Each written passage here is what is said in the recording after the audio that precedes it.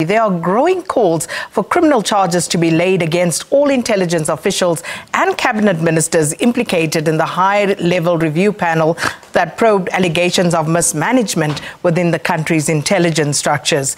The panel was appointed in 2018 to assess the structure of the State Security Agency in relation to its mandate, its systems and capacity.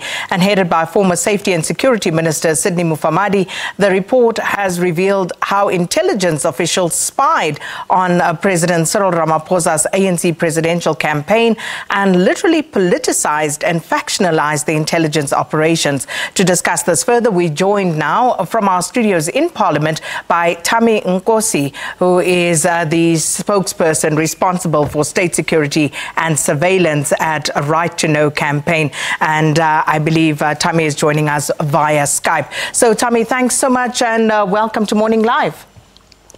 Good morning, Sakina, and good morning to the viewers at home, and thank you for having us.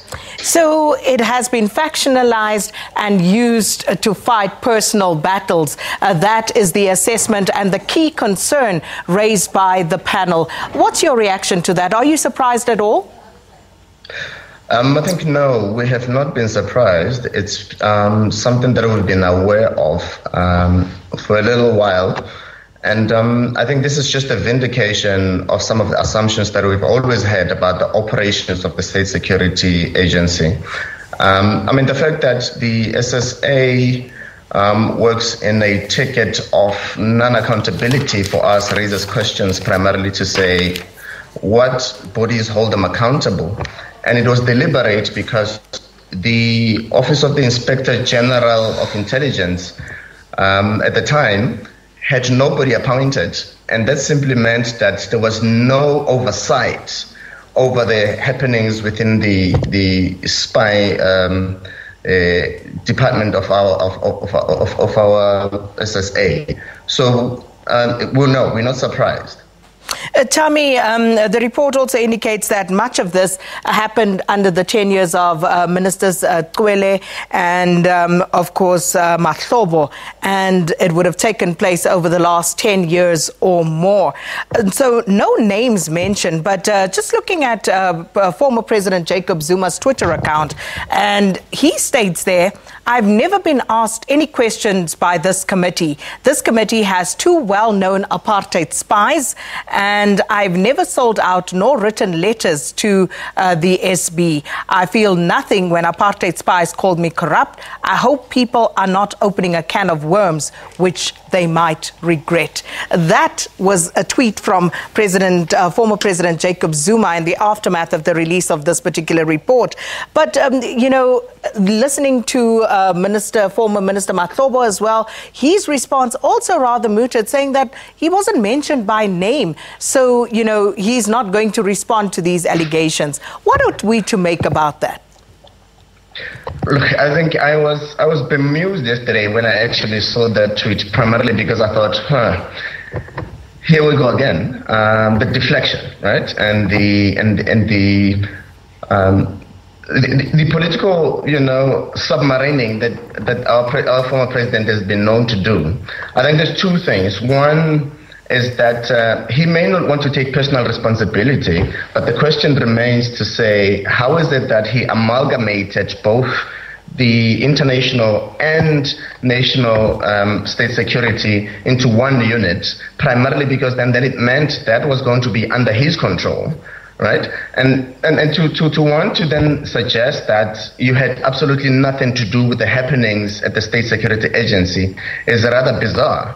And I think it's been Jacob Zuma's stance all the time to simply say, look, it's not my fault, some things are happening there. So what kind of a president is sort of hands-off in the happenings of the different state agencies? What's the oversight that he plays? And some of the things is that we know that he was declared a constitutional delinquent, primarily because of the Mankandla matter and the other things, given the report by the public protector. So this is not surprising. This is just strategically how Jacob Zuma plays his politics. It's almost to play the victim all the time. So for me, it's a person who never wants to take accountability for anything, but somebody's doing something somewhere. And it's just not Jacob Zuma. And people were doing whatever they were doing. I don't know what is it that they were doing. It's very, rather bizarre. It certainly is, but given the obvious clandestine nature of intelligence work, I mean, how are we to fully assess what really happened or didn't happen as the lay public, for example?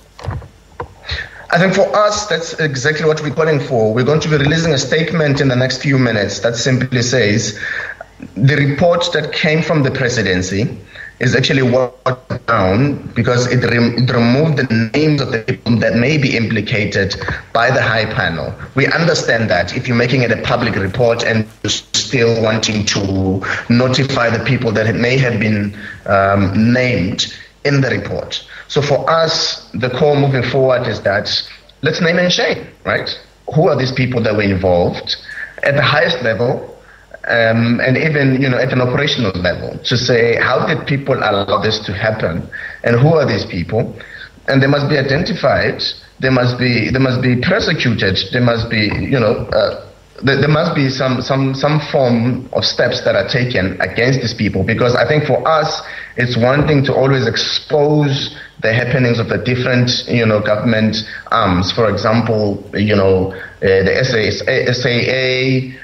You're thinking about PRASA and everything else. We keep hearing that, there was embezzlement of funds here and there, but it's never mentioned to say who is this, and we're not seeing steps, with people being held accountable. So for us, the call now is to simply say, who are these individuals, and they must be held accountable. But what would the implication of that be, given that this seems to run quite deep? If we start naming and shaming, where does it actually end? Look, I think we need to go as far as we can simply go. What do? Do we then censor ourselves, which then simply means that justice, the wheels of justice, will not necessarily be able to be in motion? What are we doing? Are we treating people with kids' gloves primarily because we're thinking, no, we're going to disable this, we're going to disable that? We can't play that. Our role as a civil society organization is to simply demand accountability, irrespective of who it is, where it is, and what position in society do they occupy. So for us, the call is clear to say, let's find these people who are implicated in this. Let's prosecute these people. And also, just to highlight one thing, Sakina, in the report that simply says, SSA went in as far as infiltrating civil society organizations, social movements, unions, as well as student movements. And there's specific mention of the Right to Know campaign. Mm-hmm. So definitely we were spied on. And also, Greenpeace South Africa and KSAC, for example. So for us, the question is, how far did this go? What is it that they did to actually be spying on us? And we need to be told.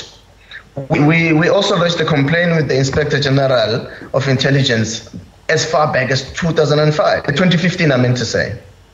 We still don't know what was it that was done to spy on civil society organizations, unions, and student movements as well.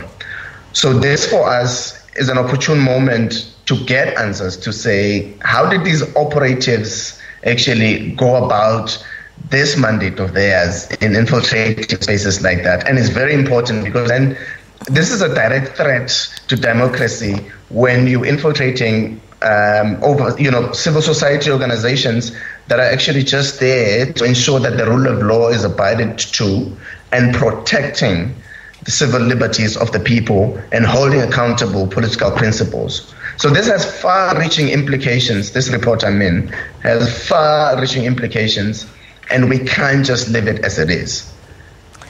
All right, Thami, I still have so many questions, but of course we have to leave it there. Right to Know campaign spokesperson on state security and surveillance, Thami Nkosi, and speaking there about the broken nature of our state security agencies as encapsulated in that review panel's report. And we'll speak to the ANC about that as well, but let's go to a break.